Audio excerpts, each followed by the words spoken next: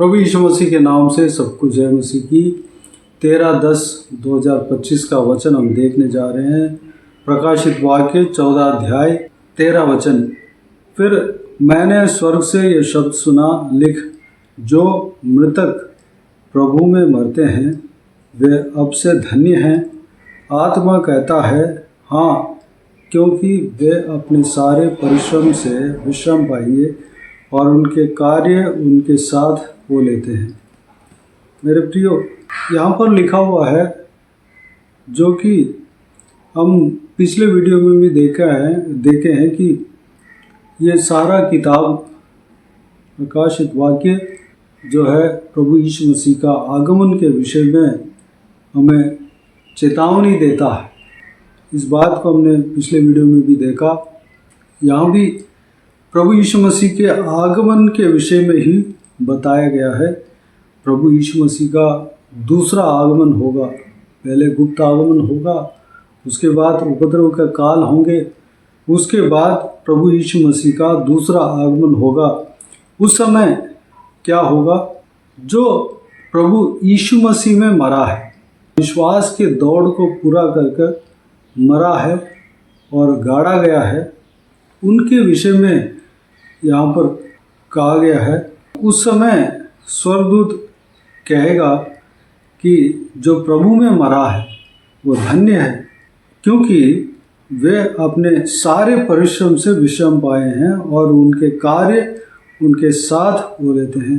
हम लोग कई बार कई लोगों के मुंह से सुना होगा कि हम आते हुए कुछ लेकर नहीं आया और जाते हुए भी कुछ लेकर नहीं जाते हैं।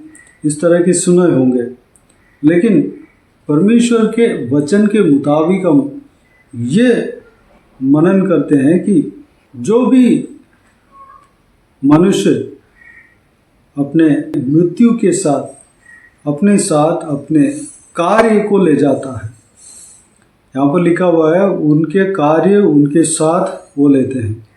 हम जी रहे हैं, जब हम मर जाते हैं तो अगर परमेश्वर के आगमन का देरी हो तो उससे पहले अगर हमारा मौत हो जाए तो हमारा कार्य, हमारा कर्म जो है हमारे साथ होगा। अगर हम प्रभु यीशु मसीह के मार्ग पर चलते हैं तो हम धन्य कहलाए जाएंगे। जब प्रभु यीशु मसीह का आगमन होगा तो हम जो है धन्य कहलाए जाएंगे। उस समय हम भी जिलाए जाएंगे, हमारा भी न्याय होगा। लेकिन हम जब मरते हैं तो हमारा कार्य जो है साथ में जाएगा, उस कार्य के मुताबिक हम न्याय किए जाएंगे। हम जिंदा होकर प्रभु यीशु मसीह के सिंहासन के सामने खड़े किए जाएंगे। हमारा कार्य के मुताबिक हम धर्मी या अधर्मी गिने जाएंगे। धर्मी जन प्रभु यीशु मसीह के साथ मिल जाएगा, धर्मी जनों के साथ मिल जाएगा। वो लोग प्रभु यीशु मसीह के साथ हमेशा रहेंगे। जो अधर्मी हैं वह अनंत आग में डाल दिए जाएंगे। मेरे प्रियो, हम ये समझकर हम केयरलेस नहीं रहना है, हम लापरवाही नहीं करना है कि प्रभु का आगमन का देरी होगा। प्रभु का आगमन जब तक होगा तब तक मैं खुशी से बिंदास जी लूँगा, जैसे मन चाहे वैसे जी लूँगा, इस तरह मैं नहीं कह सकते हैं। हम जो भी कर्म कर रहे हैं उसका प्रतिफल ज़रूर है। हम जब मरते हैं वह कर्म जो है हमारे साथ हो लेते हैं। उस कर्म के मुताबिक ही हमारा न्याय होगा। हम धर्मी या अधर्मी गिने जाते हैं, उसी कर्म के मुताबिक ही हम अलग किए जाएंगे। हम स्वर्ग के लिए या नरक के लिए अलग किए जाएंगे। मेरे प्रियो, हमारा कर्म जो है सही रहना चाहिए। हम जब मरते हैं हमारे कार्य, हमारे कर्म जो है हमारे साथ जाएगा। हम खाली हाथ तो आया है, लेकिन जाते समय, मरते समय खाली हाथ नहीं जाएंगे। हम जो भी कर्म किया है, जो भी दुष्टता किया है, जो भी पाप किया है, अगर हम प्रभु यीशु को नहीं जाने हैं, प्रभु यीशु के लहू से उस पाप से मुक्ति नहीं पाया, उस पाप को क्षमा नहीं करवाया, उस पाप से हम छुटकारा नहीं पाया, तो वो पाप जो है हमारा साथ ही रहेगा। अगर प्रभु यीशु मसीह को हमने माना नहीं तो जो भी पाप हमने किया है वो पाप हमारे साथ ही रहेगा। जब हम मरेंगे वही पाप जो है हमारे साथ रहेगा, हमारा कर्म जो हमारे साथ रहेगा, हमारा कार्य हमारे साथ रहेगा, और न्यायासन के सामने वो कार्य के मुताबिक हम न्याय किए जाएंगे। अगर हम पाप भी किए हों, प्रभु यीशु मसीह के लहू से हम धुलाए गए हों, हम पवित्र किए गए हों, उस पाप से उद्धार पा लिए हों, हर प्रतिदिन प्रभु यीशु मसीह से माफ़ी मांगकर पवित्र जीवन जी रहे हों, हम उसी पवित्रता में हम अपना ज़िंदगी का दौड़ को पूरा करेंगे और मरेंगे तो हम हमारा जो कर्म है उसको साथ हम ले जाएंगे। यीशु मसीह का आगमन में, यीशु मसीह का न्याय का दिन में हम उस काम के, उस कर्म के आधार पर हम न्याय की जाएंगे। हम प्रभु यीशु मसीह के साथ बोलेंगे, प्रभु यीशु मसीह के साथ हम अनंत जीवन में प्रवेश करेंगे। हम प्रभु यीशु मसीह जिस तरह जीने के लिए कहा, भलाई का काम करने के लिए, प्रभु यीशु को खोजने के लिए, प्रभु का आराधना करने के लिए और इत्यादि जो भी प्रभु यीशु मसीह अपना वचन में कहा है, वो सारा वचन के अनुसार अगर हम करेंगे तो वो कर्म जो है हमारे साथ रहेगा।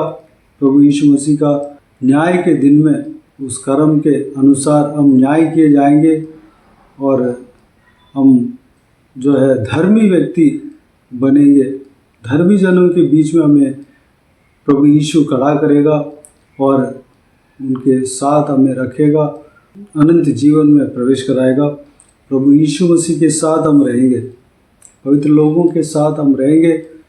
उस समय जो है क्या क्या होने वाला है, इस प्रकाशित वाक्य में लिखा हुआ है। नया आकाश, नया पृथ्वी इस धरती में उतर आएगा। नया यरूशलेम में परमेश्वर, पिता परमेश्वर विराजमान होगा। प्रभु यीशु मसीह रहेंगे, पवित्र आत्मा रहेंगे, उन्हीं के साथ हम रह पाएंगे। उस समय ना दुख होगा, ना पीड़ाएं होगी, ना रोग होगा, ना रोना होगा। हमेशा आनंद और मगन करते रहेंगे। मेरे प्रियो, इस बहुमूल्य वचन के द्वारा जो भी हमने मनन किया, सारे बातों के लिए परमेश्वर को धन्यवाद दें, स्तुति करें। आइए हम प्रार्थना में जाएं। स्वर्गीय पिता, दयालु परमेश्वर, आपको धन्यवाद देता हूँ। 13/10/2025 का वचन हमने मनन किया। पिताजी, इस वचन के द्वारा जो भी हमने सीखा है परमेश्वर, सारे बातों के लिए आपको धन्यवाद देते हैं, स्तुति करते हैं। परमेश्वर, हम भला व्यक्ति बनने पाए। परमेश्वर, हमारा कर्म हमारे साथ जाएगा। आपके आगमन अगर देरी हो तो परमेश्वर, उससे पहले अगर हमारा मौत आ जाए तो हमारे साथ हमारा कर्म साथ में आएंगे। जब आपके आगमन होगा, आपके न्याय होगा, उस समय उस कर्म के आधार पर ही हम न्याय किए जाएंगे। हम धर्मी व्यक्ति या अधर्मी व्यक्ति गिने जाएंगे। पिताजी, उस बात को हमने मनन किया। पिता, हम धर्मी व्यक्ति बनने पाए परमेश्वर, उसके लिए हमारा कर्म सही होने पाए, हमारा कार्य, हमारा काम सही होने पाए, आपके वचन के अनुसार हम चलने पाए, आपके आज्ञा के अनुसार हम चलने पाए। पिता, अनुग्रह देना परमेश्वर। पिताजी, आपके साथ हम जीने पाए परमेश्वर, आपके साथ हम जीना है परमेश्वर। हम अनंत जीवन में प्रवेश करना है पिता, उसके लिए हम पिताजी आपके इस बहुमूल्य वचन के अनुसार हम चलने पाए, भलाई का काम करने पाए। आप जिस तरह हमारा जीवन में चाहते हैं, जैसा हमारा जीवन में चाहते हैं, वैसे हम करने पाए। पिता, अनुग्रह देना। इस वीडियो को देखने वाले हर एक जनों को चलाना परमेश्वर, धन्यवाद। धर्म के मार्ग में चलाना पिता। बाकी सारे बातों को आपके हाथ में सौंपते हैं पिता। जो भी जन इस वीडियो को देख रहे हैं सभी को आशीष देना पिता। किसी को भी कोई भी कमी घटी ना होने देना, भरपूर आशीष देना। कोई भी जन बीमार हो, उनको आपके हाथों में सौंपते हैं, उन्हें छूना, चंगा करना। प्रभु यीशु मसीह के नाम से चंगा होने पाए। अगर किसी को दुख हो, तकलीफ हो, सारा दुख तकलीफ को दूर करना, परेशानी को दूर करना, आंसू को पोंछना, जिनको जो कुछ भी प्रार्थना का विषय हो, सारा प्रार्थना का विषय का उत्तर देना। महिलाओं को आपके हाथ में सौंपते हैं, छोटे बच्चों को आपके हाथ में सौंपते हैं, बुजुर्ग व्यक्तियों को आपके हाथ में सौंपते हैं।